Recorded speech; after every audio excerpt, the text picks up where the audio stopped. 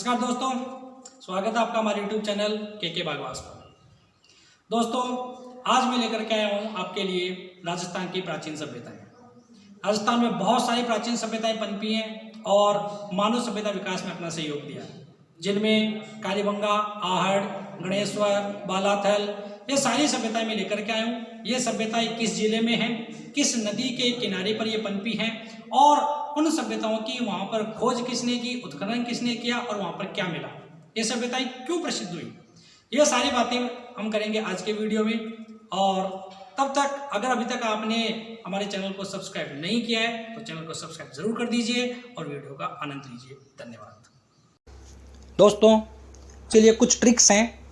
पहली ट्रिक जौन साहब जयपुर के, जौन साहब जयपुर के, जहाँ जो से मतलब है जोधपुरा, न से नलियासर, सा से सांबर और बै से बैराट।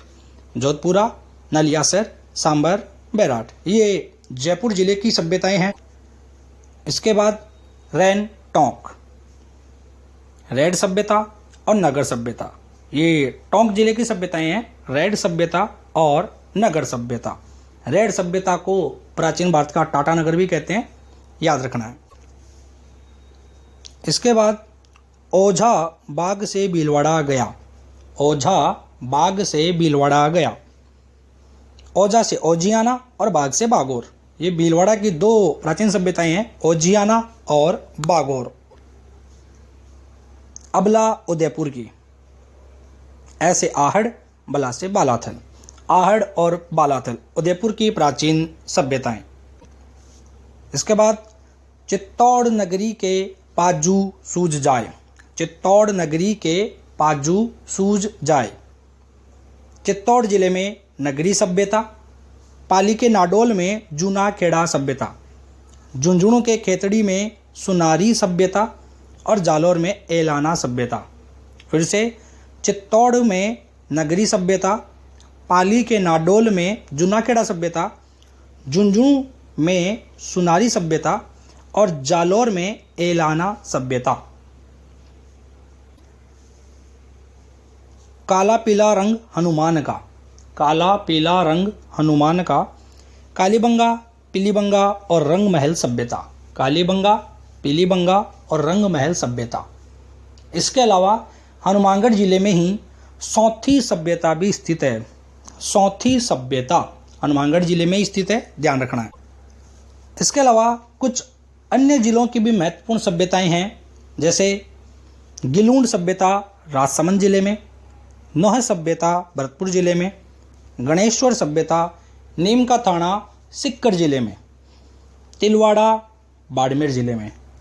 गिलूंड सभ्यता राजसमंद जिले में, नोह भरतपुर जिले में, गणेश्वर नीम का थाना सिक्कर जिले में और तिलवाड़ा बाड़मेर जिले में स्थित है। आइए अब कुछ सभ्यताओं के बारे में थोड़ी डिटेल से पढ़ते हैं। पहली सभ्यता है कालीबंगा सभ्यता। कालीबंगा सभ्यता हनुमानगढ़ जिले में स्थित है, अभी आपने पढ़ा था। इसकी खोज 1952 में अमलानंद घोष ने की थी। इसकी खोज 1952 में अमलानंद घोष ने की थी। इसका उत्खनन बीबी लाल और बीके थापर ने, बीबी लाल और बीके थापर ने 1961 से लेकर के 1969 तक किया था। बीबी लाल और बीके थापर। यह सभ्यता हनुमानगढ़ जिले में घग्गर नदी के किनारे पर स्थित है। हनुमानगढ़ जिले में घग्गर नदी के किनारे पर स्थित है। इस सभ्यता की मुख्य विशेषता यह है कि यह राजस्थान की प्राचीन सभ्यताओं में वह पहली सभ्यता है जहां पर जुते हुए खेत प्राप्त हुए थे। जुते हुए मतलब जहां पर जुताई की हुई थी वो खेत अवशेष के रूप में हमें प्राप्त हुए थे। उन जुते हुए खेतों में यहाँ पर जो फसलों के हमें अवशेष प्राप्त हुए हैं वो गेहूं और जौ की फसल के प्राप्त हुए हैं। गेहूं और जौ की फसल के अवशेष यहाँ पर प्राप्त हुए हैं। इस सभ्यता में जो लिपि इस्तेमाल होती थी वो दाएं से बाएं की ओर लिखी जाती थी। यहाँ की लिपि दाएं से बाएं की ओर लिखी जाती थी। यहाँ कब्रगाह प्राप्त हुई है। कब्रगाह का मतलब यहाँ के जो लोग थे वो शवों को गाड़ते थे, शवों को गाड़ते थे, इसलिए यहाँ पर कब्रगाह प्राप्त हुई है। और इसीलिए यहाँ पर पुरातत्व अवशेष संग्रहालय स्थापित किया गया है। याद रखिएगा, यहाँ पर पुरातत्व अवशेष संग्रहालय स्थापित किया गया है। आहड़ सभ्यता, इस सभ्यता को ताम्रवती नगरी भी कहते हैं। इस सभ्यता को ताम्रवती नगरी भी कहते हैं। यह सभ्यता उदयपुर में स्थित है। यह सभ्यता आहड़ नदी के किनारे ही स्थित है, इसलिए इसको आहड़ सभ्यता कहते हैं। इस सभ्यता का उत्खनन 2 बार किया गया।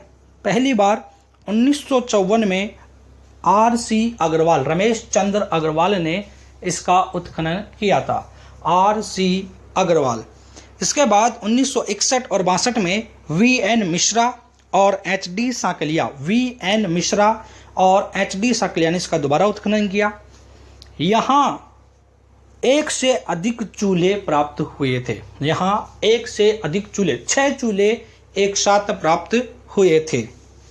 यहाँ तांबा गलाने की भट्टी प्राप्त हुई है, क्योंकि इसको ताम्रवती नगरी कहते हैं। यहाँ पर तांबे के बहुत ज़्यादा उद्योग धंधे थे, इसलिए यहीं पर तांबा गलाने की भट्टी भी प्राप्त हुई है। यहाँ से दीपक प्राप्त हुआ है, जिससे ये पता लगता है कि इस सभ्यता के लोग धार्मिक प्रकृति के थे। दीपक प्राप्त होने से यहाँ के धार्मिक प्रवृत्ति का पता चलता है। बैराड़ सभ्यता, बैराड़ सभ्यता 3 पहाड़ियों के बीच स्थित है। बिज्जक की पहाड़ी, भीम डूंगरी और महादेव डूंगरी। इन पहाड़ियों के नाम आपको याद रखने हैं, बिज्जक की पहाड़ी, भीम डूंगरी और महादेव डूंगरी। इस सभ्यता का उत्खनन सबसे पहले 1936-37 में दयाराम साहनी ने किया था। यह प्रश्न काफ़ी बार पूछा गया है। दयाराम साहनी ने यहाँ का उत्खनन किया था। उसके बाद 1962-63 में नीलरत्न बनर्जी और कैलाशनाथ दीक्षित, नीलरत्न बनर्जी और कैलाशनाथ दीक्षित ने इसका दोबारा उत्खनन किया था। यहाँ हीनयान संप्रदाय के बौद्ध मंदिर प्राप्त हुए हैं। हीनयान संप्रदाय के बौद्ध मंदिर प्राप्त हुए हैं, जो कि बिज्जक की पहाड़ी से प्राप्त हुए हैं। यहाँ की भाबरू पहाड़ी से अशोक के ब्राह्मी लिपि के 2 प्रस्तर लेख भी प्राप्त हुए हैं। अशोक के ब्राह्मी लिपि के 2 प्रस्तर लेख प्राप्त हुए हैं, जो कि 1837 में प्राप्त हुए थे। जी हाँ, 1837 में प्राप्त हुए थे। यहाँ सवाई राम सिंह के समय खुदाई की गई, जहाँ पर एक स्वर्ण मंजूषा निकली, जिसमें गौतम बुद्ध के अस्थि अवशेष बताए जाते हैं। गणेश्वर सभ्यता, गणेश्वर सभ्यता सिक्कर के निमका थाना में स्थित है और ये कांतली नदी के किनारे पर स्थित है। कांतली नदी के किनारे पर स्थित है। कांतली नदी एक अंतःप्रवाही नदी है। ये एक पूर्व हड़प्पा कालीन सभ्यता है, जो सबसे प्राचीन ताम्रयुगीन सभ्यता है। सबसे प्राचीन ताम्रयुगीन सभ्यता है और यहाँ सर्वाधिक तांबे के उपकरण प्राप्त हुए हैं। सर्वाधिक तांबे के उपकरण प्राप्त हुए हैं, जिनमें सबसे महत्वपूर्ण था मछली पकड़ने का कांटा। जी हाँ, मछली पकड़ने का कांटा गणेश्वर सभ्यता से प्राप्त हुआ है। दोस्तों, ये थी राजस्थान की कुछ महत्वपूर्ण प्राचीन सभ्यताएं। इसके अलावा कुछ और सभ्यताएं भी हैं जिनसे संबंधित प्रश्न परीक्षाओं में आते रहते हैं, जैसे कि लोहा गलाने की सबसे प्राचीनतम भट्टियाँ। लोहा गलाने की सबसे प्राचीनतम भट्टियाँ सुनारी सभ्यता से प्राप्त हुई हैं, जो कि झुंझुनू जिले में खेतड़ी के पास स्थित हैं। इसके अलावा सीवी जनपद के सिक्के नगरी सभ्यता चित्तौड़ से प्राप्त हुए हैं। सीवी जनपद के सिक्के नगरी सभ्यता चित्तौड़ से प्राप्त हुए हैं। एशिया का सबसे बड़ा सिक्कों का भंडार, एशिया का सबसे बड़ा सिक्कों का भंडार रेड सभ्यता से प्राप्त हुआ है, जिसको प्राचीन भारत का टाटा नगर भी कहते थे। रेड सभ्यता से प्राप्त हुआ है, जिसको प्राचीन भारत का टाटा नगर भी कहते थे। इसके अलावा मालव सिक्के नगर सभ्यता टोंक से प्राप्त हुए हैं। नगर सभ्यता टोंक से प्राप्त हुए हैं। इसके अतिरिक्त शुंग और कुषाणकालीन